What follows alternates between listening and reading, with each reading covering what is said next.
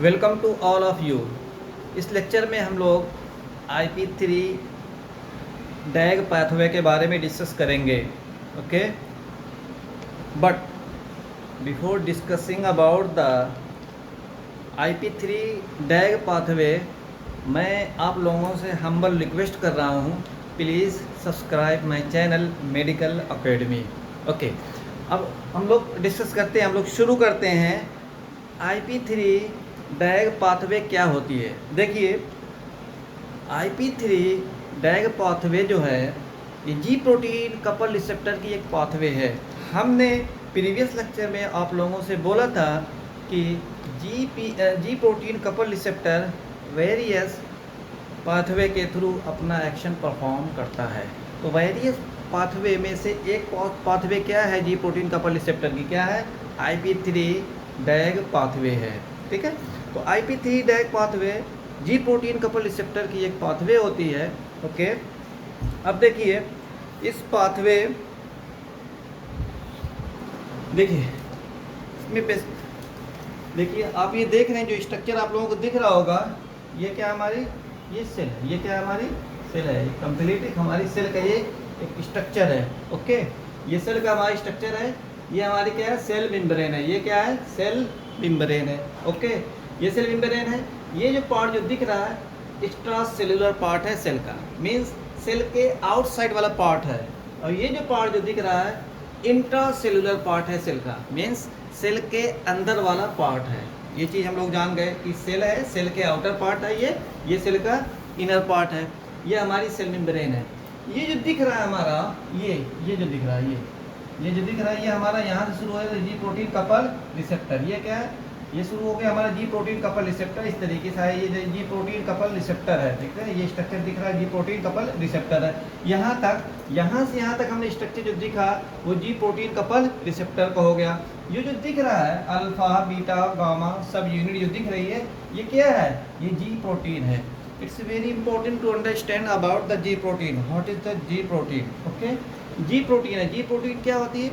जी protein बनी होती है किसकी? अल्फा बीटा गामा सब यूनिट की। तो हम कह सकते हैं जी protein consist of alpha beta gamma सब यूनिट। ओके, और अल्फा सब यूनिट से क्या अटैच होती है?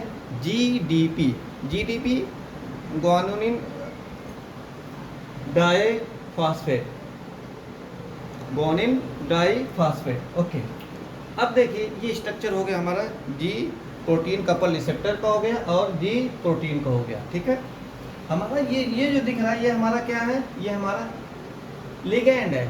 क्या है? लिगैंड है। लिगैंड क्या हो सकते हैं? लिगैंड ड्रग्स भी हो सकती है, लिगैंड न्यूरोट्रांसमीटर भी हो सकता है, लिगैंड हार्मोन भी हो सकता है। ठीक है ना।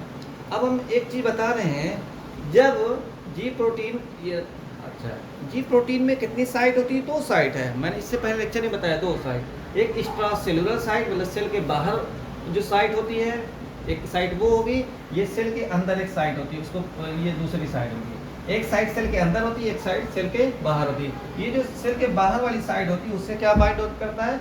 लिगैंड बाइंड करता है। अच्छा, ये जो क्या बोलते हैं, जी प्रोटीन कपल रिसेप्टर की जो इनर साइट होती है उससे क्या अटैच होता है, क्या लिंक होता है? जी प्रोटीन लिंक होता है। ठीक है ना। तो हम लोगों ने देख लिया जी प्रोटीन की 2 साइट होती है, एक साइड सेल के बाहर होती है, उस साइड से क्या बाइंड करता है? लिगैंड बाइंड करता है। और दूसरी साइड जो है ये कहाँ पे होती है? सेल के अंदर होती है, उससे क्या बाइंड करती है? जी प्रोटीन बाइंड करती है। ठीक है, देखिए जब लिगैंड बाइंड नहीं किया, ये अज्यूम कर लो यहाँ पे कोई लिगैंड बाइंड नहीं किया है। ठीक है ना, ठीक है, बाइंड नहीं किया है, तो होगा क्या उस कंडीशन में? जब ligand G protein couple receptor से नहीं बाइंड करेगा, उस कंडीशन में जो जी प्रोटीन होगी उसमें क्या होगा? अल्फा बीटा गामा सब यूनिट एक साथ ज्वाइंट होंगे। देख रहे हैं ना, alpha beta gamma subunit आपस में ज्वाइंट हैं, आपस में ज्वाइंट रहेंगे। ठीक है, और किससे ज्वाइंट रहेंगे एक साथ? ये जी प्रोटीन कपल रिसेप्टर का जो इनर पार्ट होता है, इनर साइड होते हैं, उससे लिंक रहेंगे, उससे जुड़े रहेंगे। उसके साथ साथ अल्फा सब यूनिट से जीडीपी अटैच्ड होगा। ये तभी कंडीशन है जब कोई लिगैंड या कह सकते हैं कोई ड्रग, कोई न्यूरोट्रांसमीटर बाइंड नहीं होगा, तब ये कंडीशन होगी। जीडीपी से क्या अटैच्ड होगा? Alpha subunit. और alpha beta gamma subunit आपस में मिल करके किससे अटैच होगी, जी प्रोटीन कपल रिसेप्टर के जो इनर साइड होती है उससे अटैच होगी, ठीक है ना। लेकिन जैसे ही लिगैंड, ये देखिए लिगैंड आप लोगों से मैंने पहले बताया, लिगैंड ड्रग भी हो सकती है, केमिकल से भी होती है, न्यूरोट्रांसमीटर भी होता है। जैसे ही लिगैंड, या लिगैंड को आप एगोनिस्ट भी बोल सकते हैं, आप एगोनिस्ट भी बोल सकते हैं, ठीक है ना। जैसे ही लिगैंड बाइंड किया, जब लिगैंड बाइंड करेगा तो ये देखिए ये जी प्रोटीन कपल रिसेप्टर क्या आ जाएगा, जैसे ही ligand G protein couple receptor से बाइंड किया, जी प्रोटीन कपल रिसेप्टर क्या आ जाएगा, एक्टिवेट हो जाएगा। कब एक्टिवेट होगा, जब जी प्रोटीन कपल रिसेप्टर से लिगैंड या एगोनिस्ट या ड्रग कह सकते हैं बाइंड किया, तो क्या हो जाएगा, जी प्रोटीन कपल रिसेप्टर एक्टिवेट हो जाएगा। जब एक्टिवेट हो गया अब जी प्रोटीन कपल रिसेप्टर, तो जी प्रोटीन कपल रिसेप्टर में क्या हो जाएगा, कन्फर्मेशनल चेंज हो जाएंगे, ठीक है ना। कन्फर्मेशनल चेंज हो जाएंगे जी प्रोटीन कपल रिसेप्टर में। अब हम देखते हैं जी प्रोटीन कपल रिसेप्टर का जो इनर साइड है किससे अटैच्ड है, किससे लिंक है, किससे कनेक्टेड है, जी प्रोटीन से कनेक्टेड है। तो अब जो है G protein couple receptor activate है, इसका स्ट्रक्चर में कन्फर्मेशनल चेंज भी हो जाएगा, ठीक है ना। तो जिसकी वजह से जी प्रोटीन कनेक्टेड है जी प्रोटीन कपल रिसेप्टर से, तो जी प्रोटीन में क्या है, अल्फा सब यूनिट क्या करेगा, जीडीपी को छोड़ देगा, सेपरेट कर देगा, अलग कर देगा। अल्फा सब यूनिट जीडीपी को छोड़ देगा, सेपरेट कर देगा। इसी को मैंने यहाँ पे आगे दिखाया है, ठीक है ना। ये देख रहे हैं ना, अल्फा सब यूनिट किससे अटैच थी, जीडीपी से। लेकिन जैसे ही लिगैंड बाइंड किया जी प्रोटीन कपल रिसेप्टर से, जी प्रोटीन कपल रिसेप्टर एक्टिवेट हो गया, उसके बाद जी प्रोटीन कपल रिसेप्टर का के स्ट्रक्चर में कन्फर्मेशनल चेंज हुआ। फिर इसके बाद जिसकी वजह से अल्फा सब यूनिट जो पहले किससे नॉर्मल कंडीशन में या इनएक्टिव कंडीशन में जीडीपी से अटैच थी, अब ये अल्फा सब यूनिट जीडीपी को छोड़ देगी, अब किससे अटैच हो जाएगी, जीटीपी के। अब देख सकते हैं ना यहाँ पे बिफोर क्या बोलते हैं, एक्टिवेशन से पहले, ये लिगैंड से बाइंड होने से पहले अल्फा किससे जुड़ी हुई थी सब यूनिट, जीडीपी से। अब क्या हो जाएगा, अल्फा सब यूनिट किससे जुड़ जाएगी, किससे कनेक्ट हो जाएगी, जीटीपी से। देखिए जब भी कभी अल्फा सब यूनिट जीडीपी से अटैच्ड होगी जीटीपी से, ग्वानिन ट्राइफॉस्फेट, इसका मतलब कि हमारी जी प्रोटीन एक्टिव हो गई। इसका मतलब कि जी प्रोटीन कपल रिसेप्टर से क्या बाइंड हो गए हैं, क्या बाइंड हो गए हैं, इसका मतलब कि लिगैंड बाइंड हो गए, इसका मतलब जी प्रोटीन कपल रिसेप्टर एक्टिवेट हो गया है, ठीक है ना। इसका मतलब कि सिग्नल आ चुके हैं यहाँ तक, ठीक है, ओके। अब देखिए जीटीपी हो गई, लेकिन अल्फा हम देख रहे हैं, अल्फा गामा बीटा सब आपस में कनेक्टेड हैं, सब आपस में देख सकते हैं कनेक्टेड हैं। तो एक तो हमने दिखा दिया अल्फा के साथ जीडीपी आ गया। अब देखिए ये अल्फा गामा बीटा सब यूनिट है, ये जो आपस में कनेक्टेड है, ये भी अब अल्फा जब सब यूनिट जीडीपी को छोड़ देगा और जीडीपी से अटैच्ड हो जाएगा, तो अल्फा सब यूनिट अब ये क्या हो जाएगा, एक्टिव हो जाएगा। क्या हो जाएगा, एक्टिव हो जाएगा, क्योंकि हम जानते हैं जीटीपी अगर अल्फा के साथ अटैच है, इसका मतलब जी प्रोटीन एक्टिव है, ठीक है ना।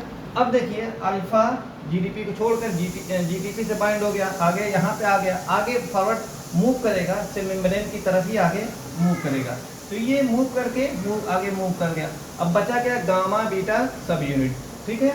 तो गामा बीटा सब, देखिए बीटा गामा बीटा सब यूनिट है, वो भी अल्फा सब यूनिट से सेपरेट हो जाएंगे।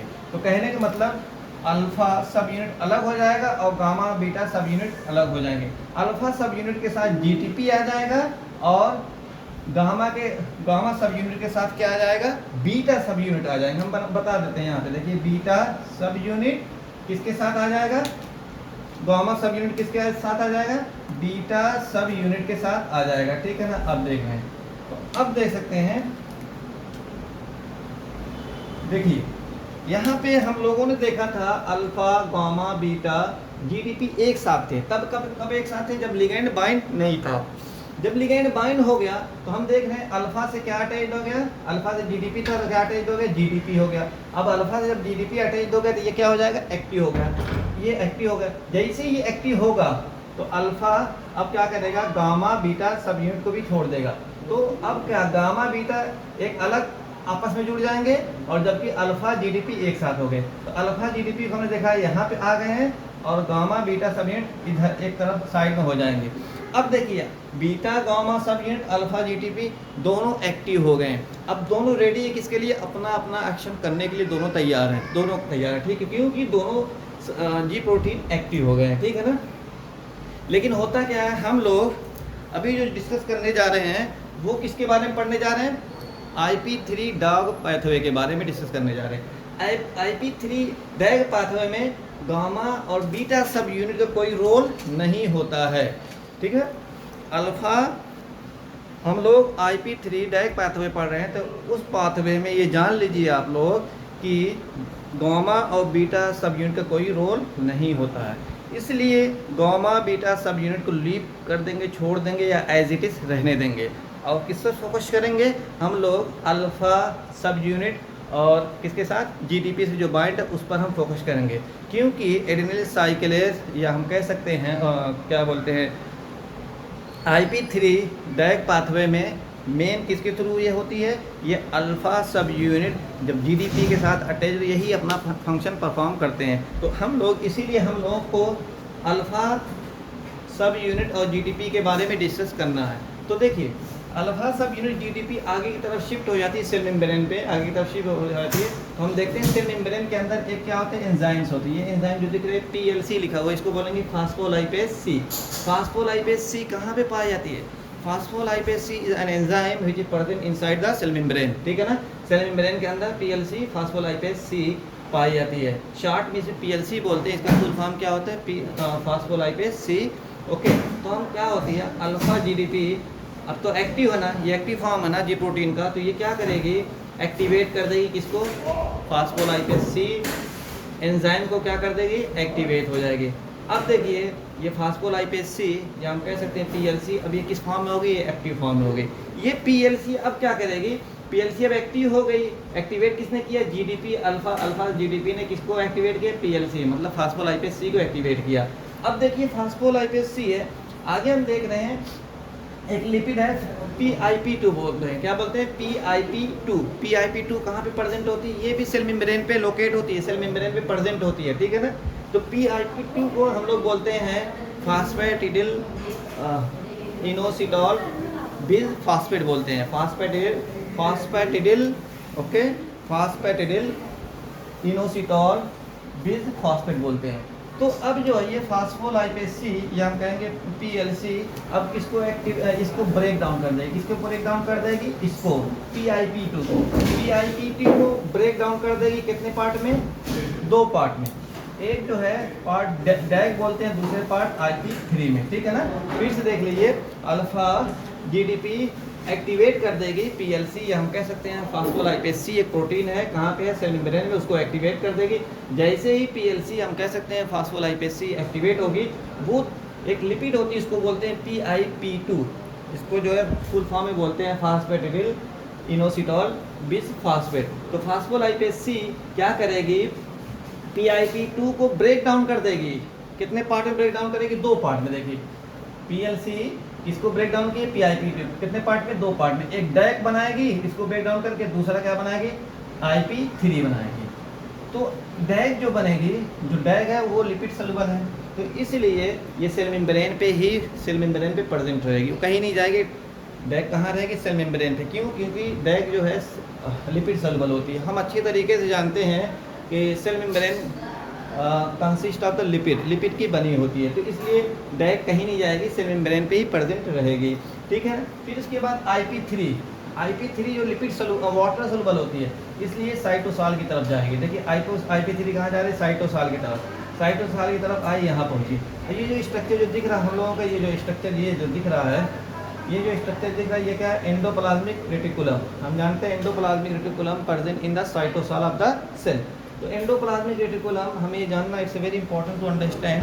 Endoplasmic reticulum contain excess quantity of the calcium. Endoplasmic reticulum में कैल्शियम बहुत रहते हैं, ठीक है ना। तो ये एंडोप्लाज्मिक रेटिकुलम है, तो इसके अंदर क्या है, कैल्शियम है, तो कैल्शियम इसके अंदर प्रेजेंट है, ठीक है। लेकिन ये कैल्शियम बाहर नहीं निकल सकते, क्यों, क्योंकि ये एंडोप्लाज्मिक रेटिकुलम ये कवर पैक है, ठीक है ना।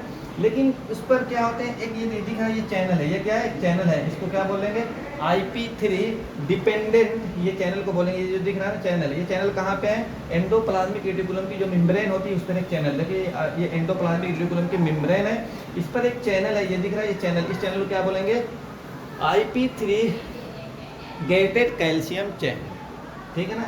ये नॉर्मली जो है ये क्या होता है, ये नॉर्मली क्या होता है, क्लोज होता है, बंद होता है, नॉर्मली बंद होता है, ताकि कैल्शियम एंडोप्लाज्मिक रेटिकुलम के अंदर रहें या बाहर ना जाए। लेकिन इस जैसे ही IP3 आता है, IP3 को बोलते हैं इनोसिटॉल ट्राइफॉस्फेट, जैसे IP3 आता है एंडोप्लाज्मिक रेटिकुलम के सेल मेम्ब्रेन पर, तो वो किससे बाइंड कर लेता है, IP3 गेटेड कैल्शियम चैनल। क्योंकि ये चैनल सिर्फ कौन खोल सकता है, कौन एक्टिवेट कर सकता है, सिर्फ IP3 ही एक्टिवेट कर सकता है। इस चैनल को कौन खोल सकता है, कौन ओपन कर सकता है, सिर्फ IP3। दूसरा डैग या PIP2 PLC या कोई अदर नहीं इसको ओपन कर सकता है, ठीक है ना। तो जैसे ये चैनल, ऐसे ही चैनल होते हैं, जैसे घर में हमारे चैनल होते हैं, लॉक होते हैं, ठीक है ना, तो ऐसे ही चैनल ये भी होती है। ये चैनल का क्या फंक्शन है, चैनल का फंक्शन ये कि कैल्शियम को अंदर रहने देना एंडोप्लाज्मिक रेटिकुलम को, ठीक है ना।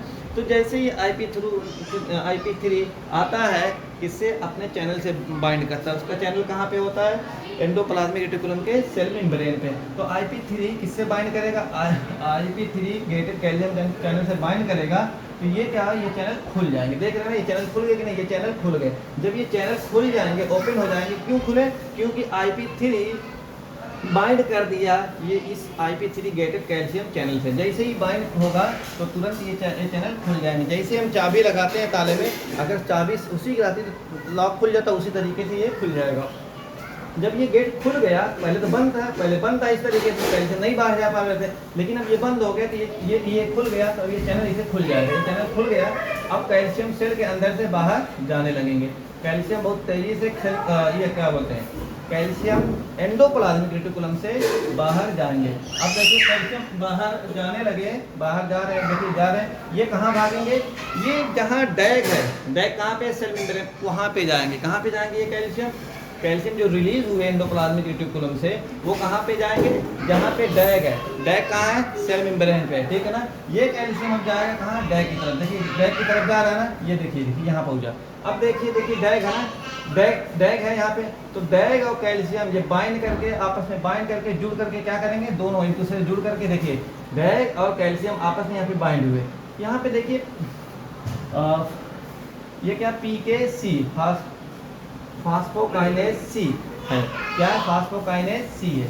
उसको क्या करेंगे, डैग कैल्शियम मिलकर उसको एक्टिवेट कर देंगे। फास्फोकाइनेज C क्या है, कहाँ पे है, ये सेल मेम्ब्रेन पे होती है। तो डैग और कैल्शियम आपस में ज्वाइंट होकर मिल करके फास्फोकाइनेज C जो कि प्रेजेंट है सेल मेम्ब्रेन पे, उसको एक्टिवेट कर देंगे।